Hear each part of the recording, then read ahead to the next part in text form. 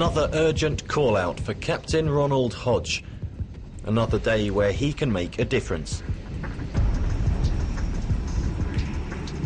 His work for ECHO, the European Union's humanitarian aid branch, has taken him to airstrips right across the heart of Africa.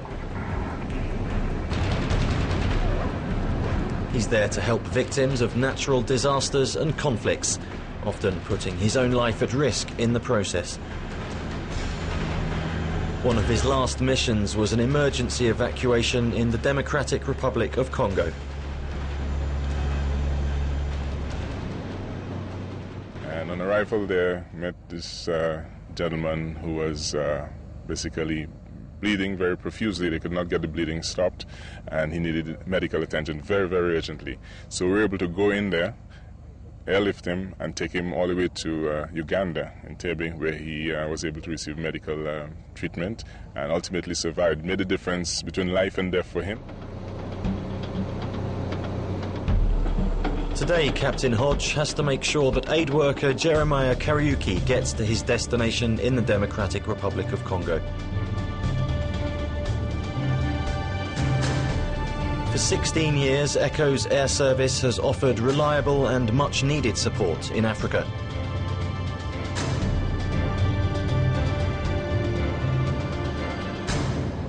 Rough terrain, inadequate roads and unreliable local airlines means it's often difficult for aid workers to get to where the aid is needed.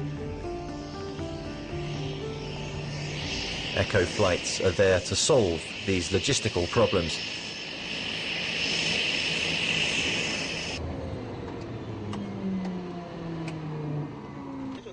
Jeremiah is one of 1,500 passengers that the air service transports around the Great Lakes region each month.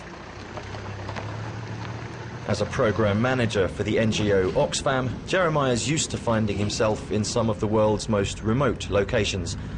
Journeys of just a few hundred kilometers can take weeks on roads that are often completely impassable due to wet weather. Sometimes they're subject to the threat of armed attack by local militia. ECHO reaches those who would otherwise be cut off and left to their fate. Part of Jeremiah's work for Oxfam is providing clean water and improved sanitation. He also works with community groups to promote and teach good hygiene practice. It takes him to areas sheltering refugees in their hundreds of thousands. Building supplies for essential infrastructure such as latrines and community wells go through ECHO. Everyday items such as workmen's tools can be in short supply in northeast Congo.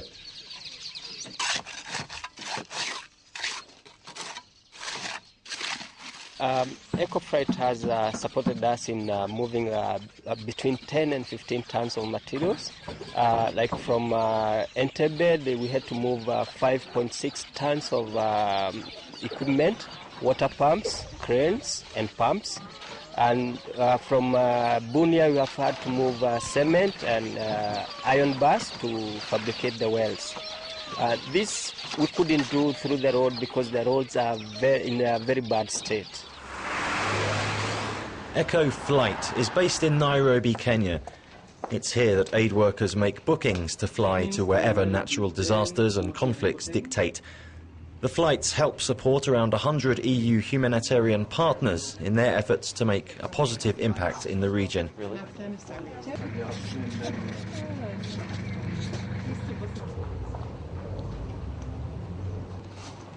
ECHO Flight mainly covers the Democratic Republic of Congo and northern Kenya.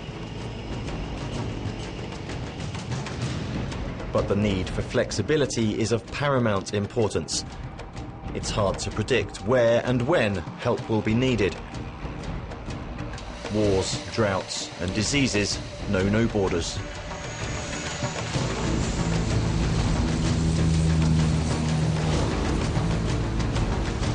Over the last 15 years, ECHO Flight has also been deployed to crises in Rwanda, Uganda, Ethiopia, Somalia and Sudan. Safety is an absolute priority and aircraft are scrupulously maintained. Guy van Eekhout is part of the team that sees to that. Ici, nous sommes vraiment dans une phase d'intervention de crise. We work in crisis intervention. For example, in the Democratic Republic of Congo at the moment, in the ULA area, where refugees are moving from one place to another, we follow them, and Echo Flight is supporting its partners in assisting the refugees.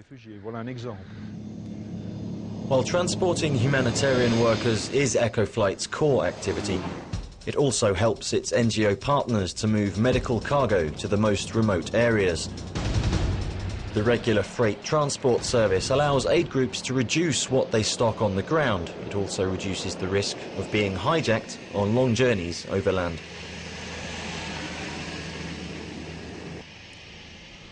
The NGO MedAir aims to provide primary healthcare in areas such as Ortuele province, where there are large numbers of internally displaced people.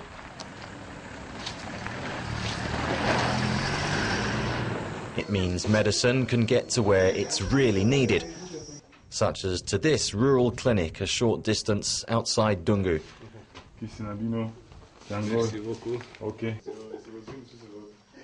Richard Bananda is a medical supervisor working for MedAir in Dungu.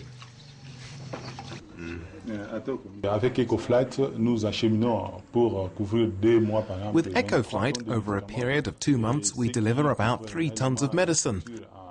With these regular deliveries, we avoid losing medicine through theft and deterioration, and we believe the beneficiaries receive better medical care.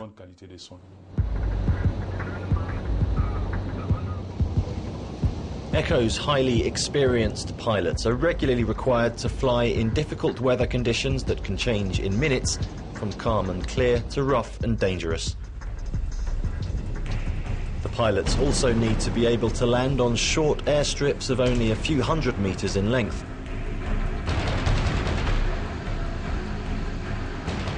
On board here is Raphael Brigandi, who works for Echo in Brussels.